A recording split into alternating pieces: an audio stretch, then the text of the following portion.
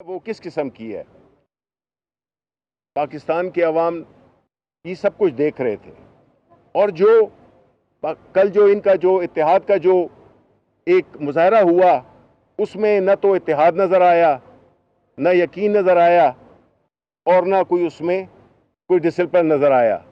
جس طرح سے مولانا فضل الرحمان جو کہ ان کی پارٹی, ان کے جو الائنس کے سربراہ ہیں, جس طرح سے ان کو خالی کرسیوں کے سامنے خطاب کروایا, تو میرا خیال ہے کہ یہ انہوں نے مولانا صاحب کو ہمیشہ دھوکہ دیا ہے. مارچ میں بھی دیا تھا پچھلے سال, اور ابھی بھی دیا ہے. تو اس سے ان کا جو نظر آ رہا تھا کہ وہ ان کے پاس نہ تو کوئی پروگرام ہے, نہ ان کے پاس کوئی آگے جانے کے لیے پاکستان کے عوام کے لیے کچھ ہے. انہوں نے تو اپنے 40 سال میں جو کچھ نہیں کیا پاکستان کے عوام کے لیے, تو وہ ابھی کیا کریں گے؟ ابھی یہ آ گئے ہیں عوام کے دکھ درد بانٹنے کے لیے. مریم نواز شریف بتائیں کہ انہوں نے کب آخری دفعہ کسی غریب سے ملاقات کی ہے؟ ان کو غریبوں کا کیا پتہ ہے؟ ان کے غریبوں کے دکھ درد کا کیا پتہ ہے؟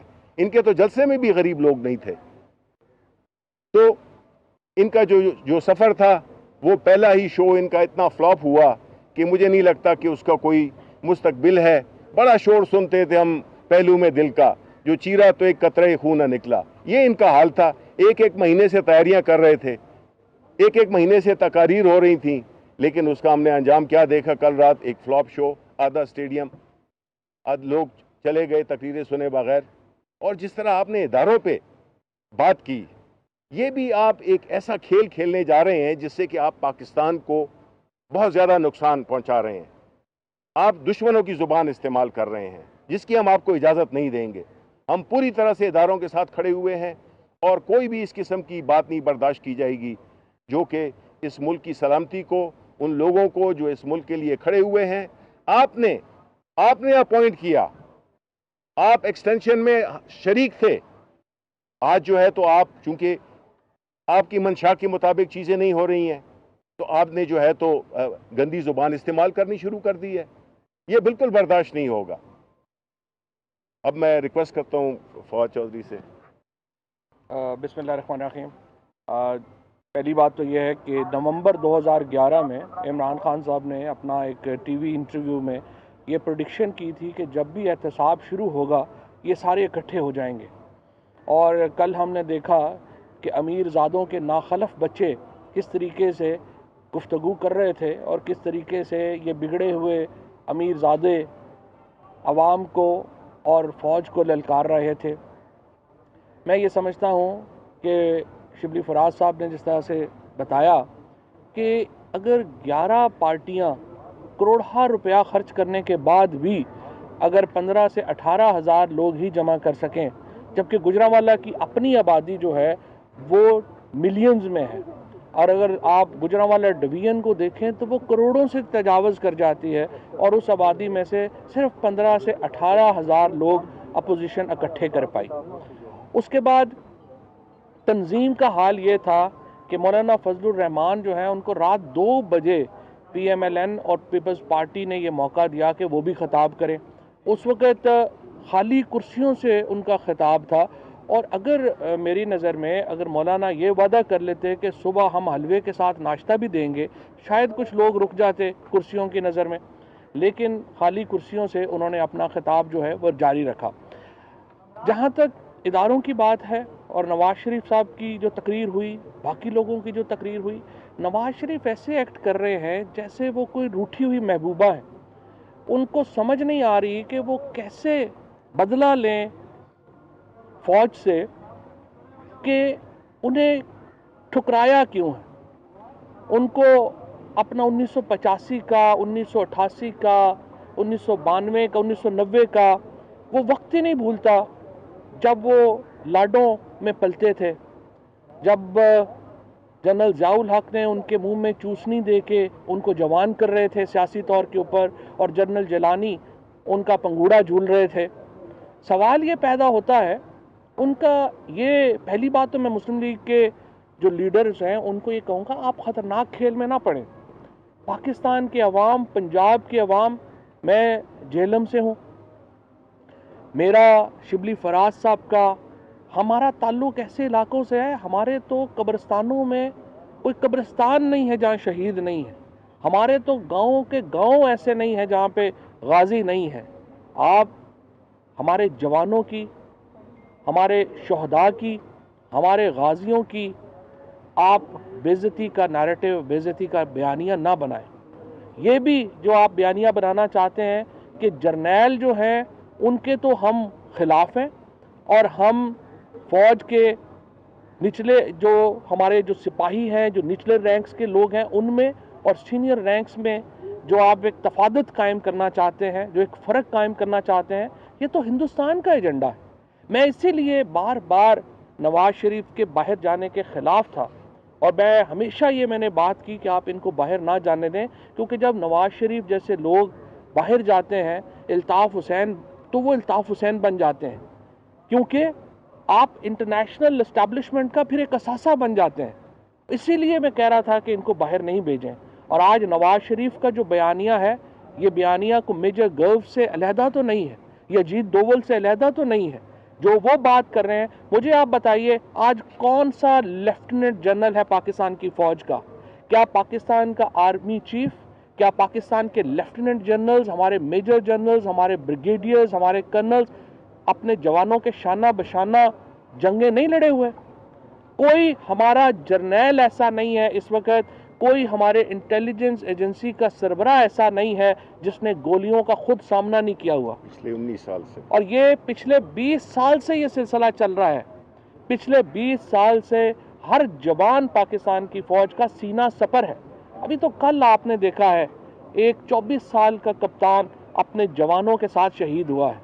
آپ پاکستان کے فوج کے افسروں کے درمیان اور یہ فرق جب بات کرنے کی ڈالتے ہیں، آپ ہندوستان کا نیریٹو بڑھا رہے ہیں. اور اسی لیے کل گجرانوالہ کے لوگوں نے، سیالکوٹ کے لوگوں نے، نارووال کے لوگوں نے آپ کو مسترد کیا. یہ وہ خطہ ہے جس کا دل کشمیر کے ساتھ دھڑکتا ہے. آپ نے کشمیر کے اوپر ایک لفظ بات نہیں کی. آج چودھری اعتزاز احسن صاحب نے بھی یہ بات کری، جو پیپلز پارٹی کے سب سے بڑے لیڈر ہیں، انہوں نے بھی یہی بات کی کہ جو پی ڈی ایم کا اجلاس تھا اس میں کشمیر کے اوپر، کلبھوشن کے اوپر، اجیت دوول کے نیریٹو کے اوپر ایک بات نہیں ہوئی. کیونکہ اس وقت جو سربراہی ہے، جو ایک فرق ڈال رہے ہیں، یہ وہ لوگ ہیں جو ایک انٹرنیشنل پاکستان دشمن ایجنڈے کا حصہ بن چکے ہیں اور اس نیریٹو کو یہ آگے بڑھانا چاہ رہے ہیں.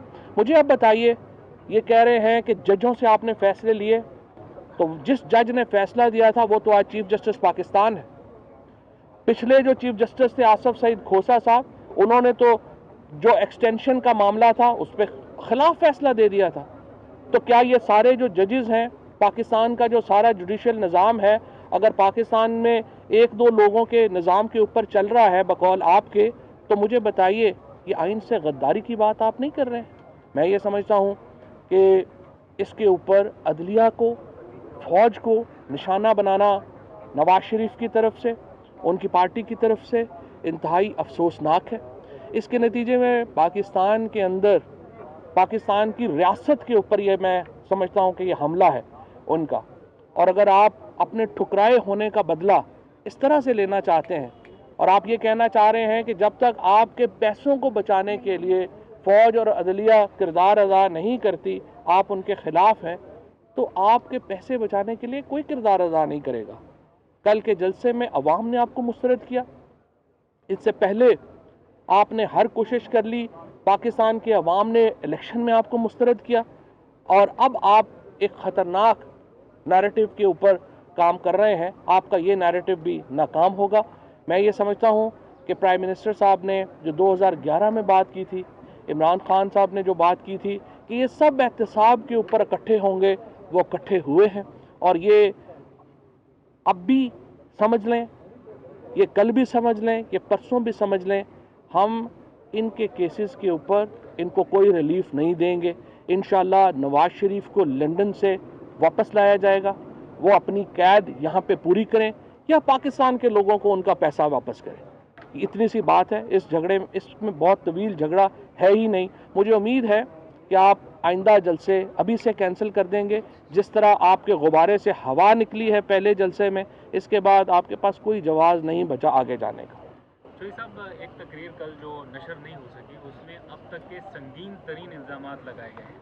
आपको लगता है कि ये बयानिया किसी और तरफ ही चल पड़ा है और जो बाकी रहनुमा हैं इनके वो इस बयानिया का बोझ बर्दाश्त कर सकेंगे या उनको अब सोचना चाहिए देखिए इस कदर संगीन खतरनाक खेल में? देखिए, नून लीग के कारकुनों ने पहले ही इस बयानिए से खुद को डिस्टेंस कर लिया है, वरना देखें ये जलसा कहाँ हुआ है।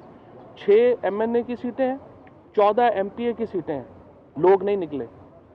अब अगली बारी PMLN के अरकान की है, खुद अरकान PMLN के अरकान इंफॉर्मेशन मिनिस्टर साहब को कॉलिंग कर रहे हैं, मुझे कॉलिंग कर रहे हैं और लोगों को कॉलिंग कर रहे हैं। वो टूटना चाहते हैं, वो इस नैरेटिव के साथ, इस बयानी के साथ नहीं चलना चाहते।